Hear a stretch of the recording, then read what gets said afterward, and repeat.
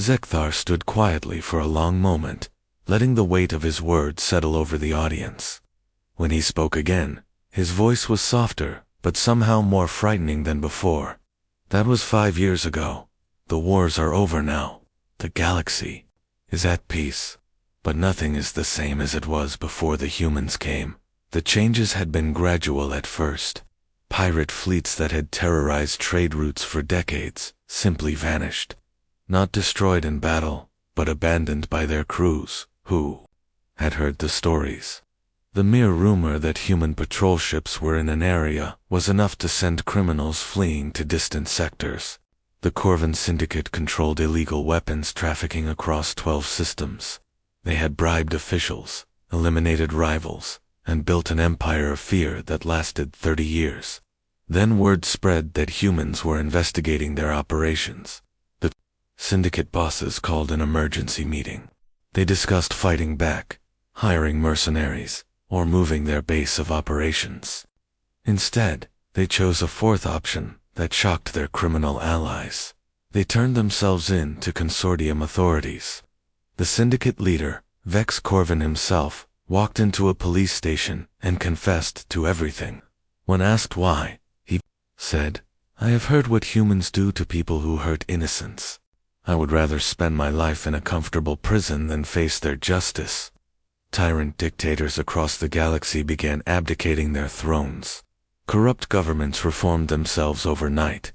Slavery was abolished on dozens of worlds, not because of military conquest, but because the rulers were afraid of what might happen if humans discovered their crimes. The hegemony of Kalos had oppressed their people for 200 years. Their military was strong, and their secret police were everywhere. Then their spies reported that human social workers were asking questions about living conditions on their world. Emperor Kalos did not wait for an invasion. He freed all political prisoners, disbanded his secret police, and announced free elections. When his advisors asked if he had gone insane, he replied, "Have you not heard the stories? Humans do not conquer with armies. They conquer with kindness, and somehow that is more terrifying than any weapon." But Zekthar revealed the most disturbing truth of all. The humans who had fought in the Great Wars were not soldiers by choice. They were farmers, teachers, engineers, and shopkeepers who had taken up arms only when necessary. I met Colonel Pete Johnson 3 years after the Sklarny War. The man who had led desperate boarding actions against bioships was running a small restaurant on Omega Prime Station. He served food to mixed-species families and helped alien children with their homework. Johnson still bore the scars from his battles inside enemy vessels. His left arm had been rebuilt after acid burns destroyed the original, but he seemed happier serving soup than he had leading Marines into combat. I asked him if he missed the excitement of war. Johnson looked at me with those strange human eyes and said, "Every day I don't have to fight is a victory worth more than any battle. Every child who sleeps safely is worth more than any medal they could give me." The revelation troubled Zekthar deeply. If these peaceful humans could become such terrifying warriors when threatened, what did that say about their true nature? I studied human culture for months, trying to understand them. What I found was more disturbing than their combat abilities. They fight not because they love war, but because they love peace. They are willing to become monsters to ensure others never have to. Human settlements across the galaxy lived by simple principles. They helped anyone who asked for aid. They defended anyone who was attacked. They showed mercy to defeated enemies and kindness to strangers. Yet every other species now spoke of them in whispers. The humans have become the galaxy's conscience, not through conquest or intimidation, but through example. They have shown us what we could be if we cared more about others than ourselves. Trade routes that had been plagued by conflict for centuries now operated peacefully, not because of patrol fleets or military bases, but because everyone knew that humans were watching, and nobody wanted to explain to them why innocent people had been harmed. The Sklarny still exist, but they have become farmers and builders instead of raiders. The Void Hunters have not returned to our dimension. Even the proud Valdorians now ask themselves before every action, what would the humans do? Zekthar looked around the hall one final time. The mixed audience of aliens sat in uncomfortable silence, each contemplating what they had heard. You asked me what makes humans so dangerous in war. It is not their weapons, their tactics, or even their courage. It is that they fight not for glory or conquest, but to protect strangers they will never meet. They will endure any horror, pay any price, sacrifice anything, including themselves, to ensure others can live in peace. He paused, letting the full implications sink in. They are the most terrifying warriors the galaxy has ever seen because they do not want to be warriors at all. They dream of a universe where no one needs to fight, where children can grow up safely, where different species can live together without fear. The Catherian warrior's voice dropped to barely above a whisper, and they will kill anyone who threatens that dream. Several aliens in the audience shifted nervously. The humans they had met seemed so friendly and helpful, but now they understood the steel beneath that gentle surface. There are human colonies on 1,000 worlds now. Human teachers in alien schools, human doctors in alien hospitals, human engineers building bridges between former enemies. They smile and laugh and make friends with everyone they meet. Zekthar's mandibles spread in what might have been a smile or a grimace. But remember this, every human you meet, no matter how kind or peaceful they seem, is descended from the species that made the Sklarni flee in terror, that drove interdimensional predators back to their home reality, that convinced the proudest warriors in the galaxy to kneel before a child. He stepped back from the speaking platform. The galaxy sleeps safely tonight, because somewhere out there, humans stand watch. They guard our borders, not with weapons, but with the promise that anyone who harms innocents will face creatures willing to sacrifice everything for strangers. They are our protectors, our conscience, and our greatest fear, all at once. The hall remained silent as Zekthar walked toward the exit. Just before he reached the door, he turned back one last time. Sweet dreams, my friends. The humans are watching over you. The lights dimmed as the gathering slowly dispersed, each alien carrying with them a new understanding of their human neighbors. In the darkness of space beyond Omega Prime Station, human patrol ships continued their quiet vigil, ready to pay any price to keep the peace they had fought so hard to create. Zekthar's 4 hands trembled as he reached for a glass of water. Even after all this time, the memory of the Void Hunters made his blood run cold. The Void Hunters came from another dimension. They were beings of pure energy who fed on life itself. When they appeared in our reality, they consumed entire star systems in days. Planets became empty rocks. Stars went dark. Billions died screaming as their life force was drained away. The hall was silent, except for the soft breathing of the audience. Everyone had heard stories about the Void Hunters. Most had hoped they were just legends. We had no weapons that could hurt them. Energy beams passed right through their bodies. Kinetic shells had no effect on creatures made of living electricity. Nuclear weapons only made them stronger. They absorbed the energy and grew bigger. The first Void Hunter attacks had been devastating. 3 Nethrum colonies vanished overnight. The population of an entire Catherian mining world simply ceased to exist, leaving behind empty buildings and silent machines. Even the Valdorian warrior fleets were helpless against enemies they could not touch. The consortium called an emergency session. Every species sent their best scientists and military leaders.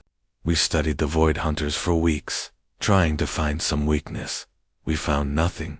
The creatures seemed unstoppable. They moved through space like living lightning, striking wherever they pleased. They could drain the life from 1,000,000 beings in moments, then use that energy to tear holes in reality itself. The plan was simple. We would evacuate the Outer Rim colonies and fall back to the core worlds. We would build a defensive line around our most important systems and hope the Void Hunters would lose interest and return to their own dimension. But the humans refused to retreat. Captain Ben Clark commanded the human colony defense fleet in the Outer Rim. His force consisted of 30 old patrol ships and converted cargo haulers against creatures that had destroyed consortium battle fleets. He might as well have had toy boats. Clark sent a message to Consortium Command that I will never forget. He said, "We appreciate your concern for our safety, but there are 2 million civilians in these colonies who cannot be evacuated in time. Someone needs to buy them more time to escape. My people volunteer for that duty." The consortium leadership tried to reason with him. The human ships would be destroyed in minutes. Their sacrifice would serve no purpose except to feed the Void Hunters more energy. Clark's response was typically human. Maybe so. But maybe we can learn something useful while we die. Send our battle data to your scientists. If we discover how to hurt these things, our deaths will mean something. The first battle took place near the agricultural world of Havens. 3 Void Hunters appeared in the system like dark stars, their energy forms crackling with stolen life. They moved toward the planet, where farmers and their families were desperately trying to reach evacuation ships. Clark's fleet met them in open space. The human ships opened fire with everything they had. Missiles, railguns, plasma cannons. The weapons passed harmlessly through the Void Hunters as expected, but something strange happened. The creatures seemed confused by the attacks. They had fought many species, but always the aliens had tried to run or hide when their weapons proved useless. The humans kept shooting, even though it accomplished nothing. One Void Hunter drifted closer to the human formation, perhaps curious about these stubborn prey animals. Captain Clark made a decision that shocked every observer. He rammed his ship directly into the creature's energy field. The collision should have killed his entire crew instantly. Instead, something impossible happened. The Void Hunter screamed. For the first time since the invasion began, one of the energy beings showed pain. Clark's ship was torn apart, but not before his sensors recorded vital data. The creature's energy field had fluctuated when it came in contact with the ship's nuclear reactor at the moment of critical overload. Clark transmitted his final message as his ship broke apart around him. All ships, target the creatures during reactor overload. Use your life support power cores. Ram them if you have to. Make every death count. The other human captains received the message and understood immediately. They could not hurt the Void Hunters with conventional weapons, but they could turn their own ships into weapons by overloading their power systems. At the moment of impact, GOT Commander Susan Wright was the first to follow Clark's example. Her ship, the UES Defiant, was a converted mining vessel with a crew of 18. When a Void Hunter approached the colony ship she was protecting, Wright made her choice. She ordered her crew to evacuate in life pods, but half of them refused to leave. They said if their captain was going to die for strangers, they would die with her. Wright tried to make it in order, but her communications officer just smiled and said, "Sorry, ma'am, we can't hear you over all this static." The Defiant accelerated toward the Void Hunter at maximum speed. Wright personally overrode the safety systems on the ship's fusion reactor, pushing it far beyond safe limits. Her final transmission was heard throughout the sector. "Tell our kids we held the line. Tell them the monsters stop here." The explosion tore a hole in space itself. The Void Hunter caught in the blast flickered and screamed before vanishing back to its own dimension. The energy feedback killed 2 more creatures that had been nearby. More human ships followed Wright's example. They called it going critical. One by one, brave crews flew their vessels into suicide runs against the energy beings. Each explosion banished 1 or more Void Hunters back to their home dimension. The evacuation of the Outer Rim colonies succeeded because human volunteers bought them time with their lives. Captain after captain made the same choice. They would overload their reactors and ram the creatures, trading their existence for a few more minutes, for the civilians to escape. The Void Hunters began to retreat. Not because they were defeated, but because they could not understand what they faced. In their home dimension, all life forms sought to preserve themselves, but humans seemed eager to die if it meant protecting others. The final battle came when the last group of Void Hunters tried to break through to the core worlds. A single human destroyer, the UES Resolute, stood in their path. Captain Maria Santos had a crew of 25, and orders to delay the enemy as long as possible. Santos could have run. Her ship was fast enough to escape. Instead, she positioned herself directly between the Void Hunters and the refugee convoy. Behind her, when the creatures tried to go around her ship, she moved to block them again. The Void Hunters paused, perhaps trying to understand why this tiny vessel would not move aside. Santos opened a communication channel and spoke directly to the energy beings. I know you can hear me. I know you understand our languages, because you have consumed our people's minds. So listen carefully. You want to reach those refugee ships. You have to go through me first. And I promise you, I will make it cost you everything. The creatures attacked all at once, trying to overwhelm the single human ship.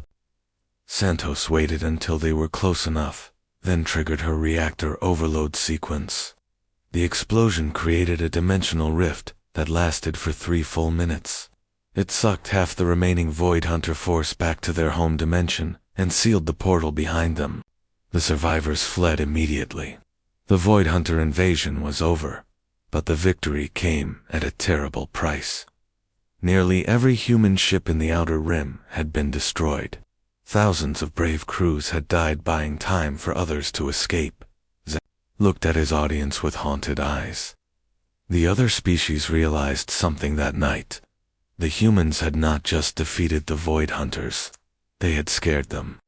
Beings of pure energy, creatures that had destroyed countless civilizations, had fled in terror from mortals who were willing to die for strangers. He paused, letting the implications sink in. That was the 4th lesson about humans. They consider their own lives an acceptable price for others' survival. They will embrace death itself if it means protecting people they have never met. No enemy in the galaxy can fight beings who see sacrifice as victory. Zektar's voice dropped to almost a whisper. The hall was so quiet that even the air recycling systems seemed loud. The Valdorian Empire had watched the Sklarni War with great interest. They are a proud people who value honor above all else. They see combat as the highest form of art. When they heard about human victories, they decided to test these new warriors themselves. The Valdorians were different from other species. They did not fight for territory or resources. They fought to prove their worth. Their warrior culture had produced some of the finest fighters in the galaxy. Thane Mordok himself had never lost a single combat in 40 years of challenges. Emperor Vakthul sent a message to the human leadership. It was simple and direct. We challenge your finest warriors to single combat on the dead world of Kepler-4, for to be. Choose your champions. Face ours. Let the galaxy see who truly deserves respect. Kepler 442b was a barren rock with thin atmosphere and crushing gravity. The Valdorians had used it for ritual combat for centuries. The fighting ground was a flat plain surrounded by ancient stone. Circles. No weapons except what each fighter brought. No rules, except that death was the only defeat. The human response surprised everyone. General Roy Barnes accepted the challenge, but instead of sending their best soldiers, he chose the strangest champions anyone had ever seen. The first champion was Dr. Ellen Price. She was a civilian medical officer who had never held a weapon in combat. She was small and quiet, with gentle hands meant for healing rather than killing. When she stepped onto the fighting ground, the Valdorian warriors laughed. Her opponent was Cursed the Destroyer. He stood 9 feet tall and carried battle scars from 100 fights. His weapons were energy blades that could cut through tank armor. He had killed 37 enemies in formal duels. The duel began at sunrise. Curseth charged forward with his blade spinning. Any normal opponent would have dodged or tried to match his speed. Dr. Price did something no warrior expected. She ran straight toward him. But instead of attacking, she threw herself to the ground as his blade swept overhead. She rolled between his legs and came up behind him with a medical scanner in her hands. She began treating his wounds while he was still trying to fight her. Curseth had old injuries that never healed properly, battle damage that caused him constant pain. While he swung his weapons, she was injecting painkiller drugs into his pressure points. The crowd of Valdorian spectators fell silent. In their entire history, no one had ever tried to heal an enemy during combat. Curseth found himself moving easier than he had in years. The chronic ache in his sword arm was gone. He stopped fighting and stared at her. Dr. Price looked up at him and said, "You have been in pain for a long time. I can fix that if you let me." Curseth dropped his weapons and knelt before her. He declared that he would rather die than harm someone who showed such mercy to an enemy. The second human champion was even stranger. Corporal Dan Miller was a supply officer. His job was keeping track of food and equipment.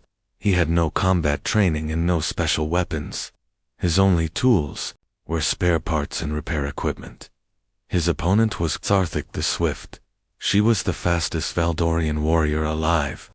Her reflexes were so quick that she could dodge laser fire. Her weapon was a whip that could strike faster than the eye could follow. The duel began with Zarthik attacking at full speed. Her whip cracked through the air like lightning. Miller should have been cut to pieces in seconds. Instead, he started throwing spare parts at her. Miller had filled his pockets with nuts, bolts, and small mechanical pieces. As Zarthik's whip came toward him, he threw handfuls of metal bits into the air. The whip got tangled in the debris. While she tried to clear it, Miller was already moving. He used maintenance tools like weapons. A welding torch became a repair cables became tripwires. A gravity wrench became a club. He turned the entire fighting ground into a maze of improvised traps and obstacles. Zarthik was faster and stronger, but Miller was more creative. Every time she adapted to one of his tricks, he had 3 more ready. Eventually, she found herself laughing at his ridiculous tactics. No honorable warrior would fight with such strange methods. She stopped the duel and declared Miller the winner. She said that anyone clever enough to turn garbage into weapons deserved more respect than traditional fighters. But the third human champion shocked everyone the most. When the transport ship opened, a small girl walked out. Lucy Turner was only 8 years old. She wore a simple dress and carried no weapons at all. Her opponent was Thane Mordock himself, the greatest warrior in Valdorian history, the Emperor's own champion. He had never been defeated in combat. His weapon was an ancient blade that had tasted the blood of 1,000 enemies. Mordock looked down at the tiny human child, and his honor was deeply troubled. How could he fight someone so small? But the challenge had been made. To refuse would bring shame on his entire people. Lucy walked to the center of the fighting circle. She looked up at the massive warrior and smiled. "My daddy was a soldier," she said in a clear, sweet voice. "He died fighting monsters so that other children would be safe. He told me that sometimes the bravest thing is not to fight at all." She sat down on the ground and began to tell Mordock about her father. Captain Bill Turner had led a doomed rearguard action to let civilians escape from a Sklarny raid. He knew he would die, but he fought anyway because it was right. Mordock listened as Lucy described how human parents taught their children about sacrifice, how human soldiers fought not for glory or honor, but to protect people they would never meet, how her father had kissed her goodnight and told her he loved her before leaving on his final mission. The great warrior began to weep. In all his years of combat, he had fought for pride and tradition, but this human child spoke of warriors who died for love. Her father had chosen death so that strangers could live. Mordock knelt before Lucy and placed his ancient sword at her feet. "I cannot fight you," "Small warrior," he said, "your people are too dangerous to battle and too honorable to destroy. A species that teaches children such courage will conquer the galaxy not through force, but through the strength of their hearts." The Valdorian Empire formally withdrew their challenge, but their message to the rest of the galaxy was more frightening than any military defeat. "Beware the humans," they warned. "They will die for anyone, even their enemies. They will sacrifice everything for strangers. Such beings cannot be conquered because they do not fight for themselves." Zekthar looked around the silent hall. That was the third lesson about humans. They can turn mercy into a weapon more powerful than any sword. They can make enemies surrender through kindness instead of force. But what came next showed us the true depths of their terrible nature. The audience waited in breathless silence. Each story had been more unsettling than the last. What could possibly be worse than warriors who fought with love instead of hate? "The Void Hunters came," Zekthar said simply, "and the humans taught us all what real monsters look like." Zekthar's second set of arms moved to his weapon belt as he continued his story. The memory still made him nervous. 6 months after the first meeting, the Sklarni came back. But this time they brought their full war fleet. 3,000 ships appeared at the edge of Consortium space. Their bioships were like floating cities filled with warrior drones. Each one could crack a planet's crust. The alien audience shifted in their seats. Everyone knew about the Great Sklarni War. Many had lost friends or family in those battles. The Consortium sent everything we had.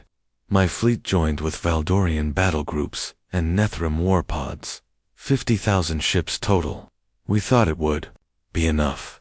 Zekthar's mandibles clicked with bitter memory. We were wrong. The first battles had gone badly. Sklarni tactics were simple but effective. They swarmed over Consortium ships like insects over carrion. Their bioships could heal damage faster than conventional weapons could cause it. Worse, they captured enemy vessels and turned them into more bioships within hours. After 2 weeks of fighting, we had lost half our fleet. The Sklarni kept coming. Our commanders were talking about falling back to the core worlds. We were ready to abandon the border colonies. Zekthar paused. Then Admiral Lisa Chen arrived with the human Third Fleet. The human fleet was small. Only 12 ships compared to the thousands on each side of the war. Their vessels looked primitive next to Consortium technology. Solid metal hulls instead of energy shields. Chemical rockets instead of gravity drives. Projectile weapons instead of plasma cannons. Admiral Chen was a small woman with short black hair. She looked like she could barely lift a Catharian rifle. But when she spoke at the War Council, everyone listened. Chen had studied the Sklarni attacks. She noticed that their bioships were strongest on the outside, but vulnerable inside. The problem was getting through their thick organic armor and swarms of defender drones. She asked for volunteers, Zekthar said, not ship crews, individual soldiers willing to board enemy vessels. Every Consortium officer thought she was crazy. Boarding actions against Sklarni bioships were suicide. The few times we had tried it, entire assault teams died within minutes. But humans volunteered anyway. Colonel Pete Johnson stepped forward first. He was a big man with scars across his hands from some old battle. Behind him came 200 human Marines.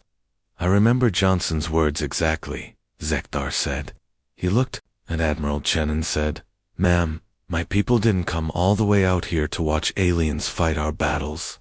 Give us a way in, and we'll tear those bug ships apart from the inside." The plan was insane. Small human assault ships would punch through Sklarni defensive screens, using suicide runs. The ships would crash directly into bioship hulls, letting Marines pour inside through the holes. Once inside, the humans would plant explosives on vital organs, while fighting their way deeper into the vessels. No species in the galaxy had ever tried such a thing. Even warrior races like the Valdorians preferred honorable combat in open space. Only humans would choose to fight inside enemy ships where they could be trapped and overwhelmed. The first assault began at dawn, ship time. Colonel Johnson led Alpha Company toward the largest bioship in the Sklarny Formation. Their assault craft was barely bigger than a shuttle. It carried no shields and only basic weapons. Zekthar had watched through his ship's sensors as the tiny human craft flew directly into the swarm of Sklarny defenders. Enemy fire tore chunks from its hull. One engine exploded, sending the ship into a spinning dive. Johnson held his course. The ship hit the bioship's hull like a hammer hitting an egg. The impact killed half his Marines instantly. The rest poured through the breach with guns blazing. Inside the bioship, the humans faced horrors that would break most alien minds. Sklarny warriors were 8 feet tall, with razor claws and acid blood. The ship's corridors were alive, trying to digest intruders. Toxic spores filled the air. The Marines fought with primitive weapons. Explosive shells instead of energy beams. Chemical grenades instead of plasma charges. Steel knives for close combat. But they kept moving forward. Sergeant Kate Williams became separated from her unit when a corridor sealed itself around her. She was alone in the deepest part of the bioship, with a broken radio and wounds that would have killed most aliens. Williams fought alone for 18 hours. 18 hours inside a living nightmare that was trying to eat her. She planted explosives on neural nodes while Sklarny warriors hunted her through twisting passages. When she ran out of bullets, she used knives. When the knives broke, she used her bare hands. The rescue team found her unconscious in a pile of dead Sklarny bodies. She had somehow reached the bioship's brain center and planted her last explosive charge directly on its core ganglion. The massive vessel was dying around her as its nervous system shut down. When they carried her to the medical bay, she was still holding a detonator in her hand. The doctors said she had been awake until the moment her mission was complete. Williams survived, but barely. The toxins in her system should have killed her twice over. Human medics worked around the clock to keep her alive while she recovered. Meanwhile, other human teams attacked more by. The pattern was always the same. Impossible approach runs through heavy fire. Brutal fighting inside alien vessels. Marines dying to complete missions that seemed hopeless. But it worked. One by one, the massive bioships began to die. Their healing abilities meant nothing when explosives went off inside their vital organs. Their swarms of defenders could not protect them from enemies already inside. After 3 days of boarding actions, the Sklarny fleet began to retreat. They had lost half their bioships to human assault teams. The survivors were badly damaged and full of holes where Marines had fought their way through. The retreat became a rout when more human ships arrived. Fresh Marine companies boarded the fleeing vessels before they could escape. Within a week, the entire Sklarny invasion force was destroyed or scattered. Zekthar looked at his audience. The Sklarny called us cowards for using shields and keeping our distance. They called the Valdorians honorless for using tactics instead of charging straight ahead. But they called humans something else entirely. He paused for effect. They called them the small demons who feel no fear. After that war, no Sklarny has ever attacked Consortium space again. The entire swarm species speaks of humans in their genetic memory. They pass down warnings about the creatures who will crawl into your body and tear you apart from inside. One of the Valdorian nobles in the audience spoke up. But surely this was their finest moment? Surely they could not surpass such a victory. Zekthar's mandibles spread in what might have been a smile. Oh, my friend, that was just the second lesson about humans. They do not just win impossible battles, they make their enemies afraid to fight them again. But what came next made even their allies question everything we thought we knew about war. Zekthar stood before the mixed crowd of aliens in the great hall of Omega Prime Station. His forearms crossed over his chest as he looked at the faces staring back at him. Catherian warriors, Valdorian nobles, Nethram traders, and dozens of other species filled the seats. They had come to hear his story. They had come to learn about humans. You want to know about the war, Zekthar said. His voice was deep and rough from too many battles. You want to know why every species in this galaxy now speaks of humans in whispers. I will tell you. But know this, when I finish, you will understand why I wake up screaming some nights. The hall grew quiet. Even the youngest Valdorian pup stopped moving. 3 years ago, I was commander of the 7th Catherian Fleet. We were the best. We had fought the Sklarni death swarms. We had walked on burning worlds where the air itself would kill you. We feared nothing. Zekthar paused. Then we met the humans. He began his tale. The first human ship appeared on their scanners like a small metal box floating in space. Captain Jake Murphy of the Earth ship Use Horizon had sent a simple message to the Catherian patrol fleet. Hello. We come in peace. We would like to talk. Commander Vexenoth, Zekthar's superior, had laughed. The human ship was tiny compared to their war vessels. It had weak shields and simple weapons. The crew inside numbered only 40 beings. Look at them, Vexenoth had said to his officers. Small creatures with soft skin. No claws, no natural armor. They will make good servants or die quickly in their first real battle. The meeting took place in neutral space, near the edge of the Kepler system. Captain Murphy brought only 2 officers with him to the Catherian command ship. Zekthar remembered watching them walk through the airlock. The humans were shorter than most Catherians. Their bodies looked weak. Murphy himself appeared to be middle-aged, with gray hair at his temples. Greetings, Murphy had said with a smile. I'm Captain Jake Murphy. This is Lieutenant Amy Rodriguez, my pilot. And this is Dr. Carl Stevens, our medical officer. Vec had been polite, but dismissive. He spoke of the Galactic Consortium as if humans were children, asking to sit at the adult table. The humans listened carefully and asked smart questions. They seemed eager to learn about galactic politics and trade. Then the Sklarni came. The insect-like raiders dropped out of hyperspace in a massive swarm. 12 ships became visible on the scanners, then 20, then 50. The Sklarni were known for their brutal attacks on peaceful vessels. They took prisoners for their bio-experiments and stripped ships for resources. Battle stations, Vexenoth ordered. The Catherian fleet moved into defensive formation. Their shields went up and weapons powered on. Captain Murphy's voice came over the communication channel. We should help you fight them. Stay back, human, Vexenoth replied. Your ship cannot handle real combat. We will protect you. But the human ship was already moving. Zekthar watched in shock as the UES Horizon turned directly toward the center of the Sklarni swarm. No sane commander would do such a thing. The small human ship should have stayed behind the Catherian shields, where it would be safe. What are they doing? Vexenoth demanded.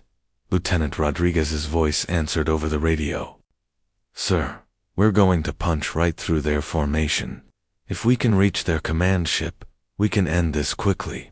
Impossible, Vexenoth said. You will be destroyed before you get halfway there. Maybe, Captain Murphy replied. His voice was calm, but we have to try.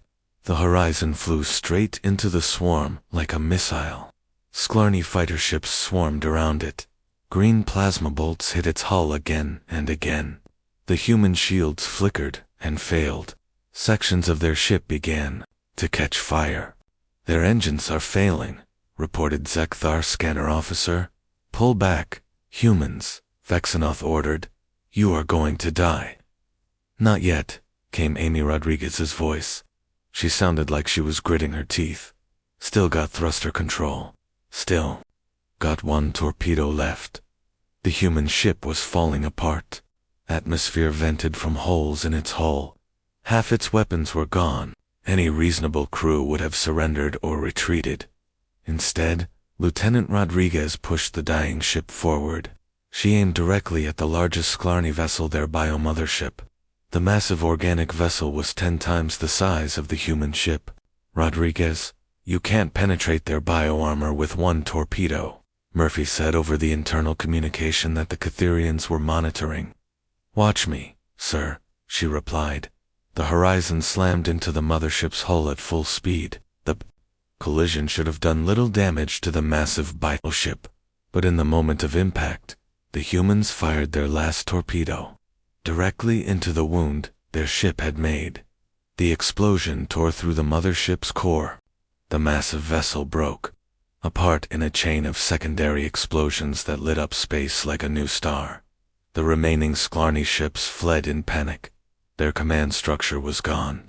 Without the mothership's pheromone control signals, the swarm scattered in all directions. Zekthar's fleet moved to rescue the human survivors. They found Captain Murphy, Lieutenant Rodriguez, and 12 other crew members in an escape pod. All of them were injured. Rodriguez had a broken arm and burns across half her face. Murphy was bleeding from a head wound when the rescue team brought them aboard. The first thing Murphy did was smile at Commander Vexenoth. Blood was running down his forehead, but he acted like nothing had happened. Sorry about the mess out there, Murphy said cheerfully. Hope we didn't get in your way too much. Vexenoth stared at him. You destroyed your own ship. You could have all died. But we didn't, Rodriguez said. She was holding her broken arm but still managed to grin. And now those Sklarny won't be raiding anybody else. You are insane, Vexenoth whispered. Maybe a little, Murphy agreed. But it worked, didn't it? He looked around at the Catherian officers. So, shall we continue our discussion about joining the consortium? Zekthar paused in his story and looked at the silent crowd. That was my first lesson about humans. They will do things that make no sense. They will sacrifice everything too, save people they barely know, and then they will smile and ask if you want to talk about trade agreements. He took a deep breath. That was just the beginning. What came next was much worse.